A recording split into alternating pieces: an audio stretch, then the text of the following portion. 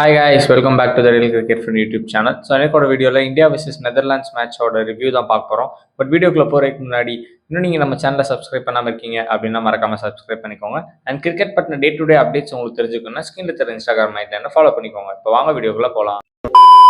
So இந்த மேட்ச்ல என்னாச்சு அப்படின்னு சொல்லி பார்க்கணும்னா, first of all toss decision நம்ம ப்ரிவியூல என்ன சொன்னோம் அப்படின்னு பார்த்தீங்கன்னா, டியூ வர காரணத்தினால டாஸ் ஜெயிக்கிற டீம் வந்து இங்கே சேஸ் பண்ண பார்ப்பாங்க அப்படின்னு சொல்லி சொன்னோம். பட் சூரியகுமார் யாதவ் டாஸ் ஜெயிச்சுட்டு பேட் பண்றோம் அப்படின்னு சொல்லி சொன்னாரு. ஸோ ஆல்ரெடி 3 மேட்ச் ஜெயிச்சிட்டாங்க இந்தியா அப்படின்ற பாயிண்ட் ஆஃப் வியூல பார்க்கும்போது அவங்களை சேலஞ்ச் பண்ணிக்கணும் அப்படின்னு நினைச்சது ஒரு நல்ல விஷயம் தான். மூவிங் ஆன், பிளேயிங் 11 நம்ம சொன்னதுக்கும் இவங்க விளையாண்டதுக்கும் என்ன டிஃபரன்ஸ் அப்படின்னு சொல்லி பார்த்தீங்கன்னா, நம்ம பாண்டியா ரெஸ்ட் பண்ணிட்டு வாஷிங்டன் சுந்தர் உள்ள வரதுக்கான ஆப்பர்ச்சுனிட்டி இருக்கு அப்படின்னு சொல்லி சொன்னோம். பட் அதுக்கு பதிலாக அவங்க அக்சர் பட்டேலை ரெஸ்ட் பண்ணிட்டு வாஷிங்டன் சுந்தர் உள்ள கொண்டு வந்தாங்க. அது மட்டும் இல்லாம குல்தீப் திருப்பி டிராப் ஆயிட்டு ஹர்ஷ்தீப் திருப்பி 11க்குள்ள வந்துட்டாரு. அது மட்டும் இல்லாம நம்ம சொன்ன சேஞ்சஸ் இதை தாண்டி வேற என்ன சொன்னோம் அப்படின்னா, பும்ராவையும் வருணையும் ரெஸ்ட் பண்றதுக்கான ஒரு ஆப்பர்ச்சுனிட்டி இருக்கு அப்படின்னு சொல்லி சொன்னோம். அது நடக்கல. அவங்க அதே வின்னிங் காம்பினேஷன் அப்படியே கண்டினியூ பண்ணி பும்ராவும் வருணையும் விளையாண்டுட்டாங்க. ஸோ இதெல்லாம் தான் பிளேயிங் லெவலில் நம்ம சொன்னதுக்கும் அவங்க பண்ண சேஞ்சஸ்க்கும் இருக்க வித்தியாசம். Moving on, well coming to bat, India எவ்வளோ அடிச்சாங்க அப்படின்னு சொல்லி பார்த்தீங்கன்னா 193 for 7 அப்படின்றத இந்தியா அடிச்ச ஸ்கோர். இங்க நம்ம ஆவரேஜ் வின்னிங் ஸ்கோர் வந்து 200 அப்படின்னு சொல்லும்போது ஓரளவுக்கு அந்த 200 கிட்ட நெருக்கி அடிச்சிட்டாங்க அப்படின்னு சொல்லலாம். அதுல நம்ம player to watch out for யார் சொல்லியிருந்தோம் இந்தியால இருந்து அப்படின்னு சொல்லி பார்த்தீங்கன்னா சிவம் டுபே சொல்லியிருந்தோம். அதே மாதிரி கரெக்டா சிவம் டுபே ஒரு சரியான ஒரு 60 ரன்ஸ் அடிச்சாரு. ஸோ அது ஒரு எப்படி சொல்ல ஒரு இம்பாக்ட்ஃபுல் நாக்கா இருந்துச்சு. அவர் இப்போ கொஞ்ச நாள் அந்த இம்பாக்ட்ஃபுல் நாக்ஸ் விளையாடுறாரு அப்படின்ற மாதிரி அவருக்கு ஒரு ஹை பிரைஸ் சோஷியல் மீடியால வந்துட்டு இருக்கு. அதை பாக்குறப்ப ரொம்ப சந்தோஷமா இருந்துச்சு. சரி, ஓகே, பரவாயில்ல, நல்ல விஷயம். Like people recognise your efforts அப்படின்னு பாக்குறதுக்கு I felt really happy for Shivam Dube அப்படின்னு சொல்லி நான் நினைக்கிறேன். மிச்சபடி பார்த்தீங்க அப்படின்னா அபிஷேக் சர்மா அகைன் நான் சொல்ற மாதிரி நான் இப்போ வந்து அதை கிளியரா என்னால் எப்படி சொல்ல ஆணித்தரமா என்னால் சொல்ல முடியும். அதாவது அவர் பேட்டிங் டெக்னிக்ல ப்ராப்ளம் இருக்கு. அகெயின் ஒரு டக்கு. ஸோ எத்தனை மேட்ச் தான் அவர் இப்படி டக் ஆகிட்டே இருப்பார் அப்படின்னு தெரியல. See with the likes of இப்போ வெளியே யார் இருக்கா அப்படின்னு பார்த்தீங்கன்னா ஒரு ருத்ராஜ் கெய்க்வாட், ஒரு யசஸ்வி ஜெய்ஸ்வால்லாம் வெளியே இருக்கிறப்போ உங்களால இப்படி டக் ஆகிட்டே இருந்து இந்தியன் டீம்ல அப்படியே போட்டிட்டு இருக்க முடியாது. You have to score runs, you have to be at that high quality cricket நீங்க விளாண்டுட்டே இருக்கணும் அப்படின்றது நான் நினைக்கிறேன். ஸோ பார்ப்போம். But India obviously Abhishek Sharma back பண்ணுவாங்க. ஏன்னா ஒரு பிளேயரை நீங்க ஓவர ஹைப் பண்ணிட்டீங்கன்னா அந்த பிளேயர் சில நேரம் பெர்ஃபார்ம் பண்ணாம போறப்ப அந்த பிளேயரை வெளியே எடுக்கிறதுக்கு ரொம்ப கஷ்டப்படுவீங்க. அதனால அது எப்பயுமே ஒரு பிளேயரை ஓவரா ஹைப் பண்ணக்கூடாது. அதுக்கான ஒரு உதாரணம் தான் திலக் வர்மா. இப்போ அவரையும் பார்த்தீங்கன்னா இந்த வேர்ல்ட் கப் ஃபுல்லாக பார்த்தீங்கன்னா ஆஃப்டர் இன்ஜுரி ஒரு 110 ஸ்ட்ரைக் ரேட்ல விளையாடுறாரு.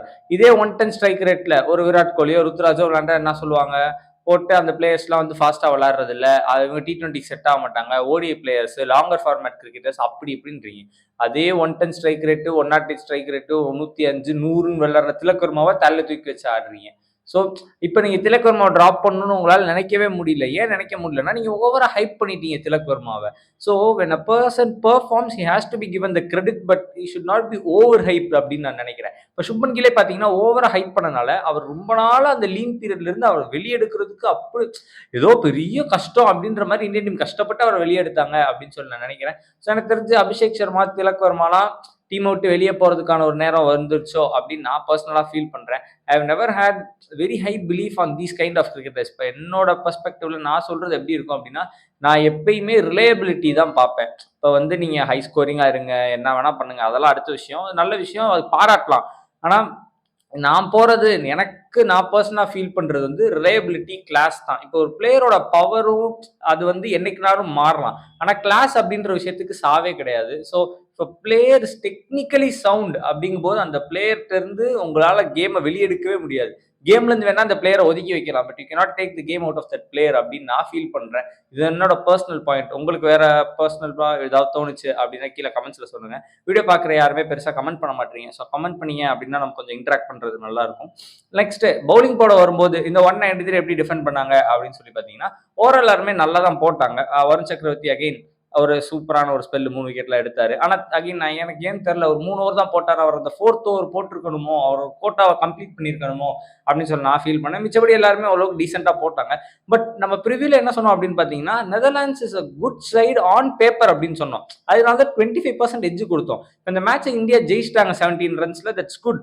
But still Netherlands gave a good fight. ஒரு 176 வரைக்கும் வந்தாங்க அப்படின்றது உண்மையிலே we have to give credit to Netherlands. So அவங்க ஒரு நல்ல ஃபைட்டை கொடுத்தாங்க. பட் ஓவரால் எப்படி பார்த்தாலுமே இந்தியா தான் சுப்பீரியர் ஹேண்ட் அப்படின்றனால இந்த கேம் ஓரளவுக்கு இழுத்து பிடிச்சி ஜெயிச்சிட்டாங்க அப்படின்னு சொல்லலாம். ஸோ மூவிங் அஹெட் சூப்பர் எயிட்ஸ்க்கான மேட்சஸ்லாம் இருக்கு. 22ஆம் தேதி we are meeting South Africa and 26th வந்து சேப்பாக்ல we are meeting Zimbabwe and first match will be India vs West Indies. So அந்த எல்லா மேட்சஸோட ரிவ்யூ நம்ம சேனலில் வந்துட்டே இருக்கும். மறக்காம நம்ம சேனலை சப்ஸ்கிரைப் பண்ணிட்டு பெல் பட்டனை ப்ரெஸ் பண்ணி ஆல்னு கொடுத்துக்கிட்டிங்கன்னா நான் போடுற எல்லா மேட்சோட ரிவ்யூ ஓட நோட்டிஃபிகேஷன் உங்கள் ஃபோனுக்கு வரும். And next video is going to be about the India vs South Africa match, that is the super எயிட்ஸோட first match preview. Until then bye guys.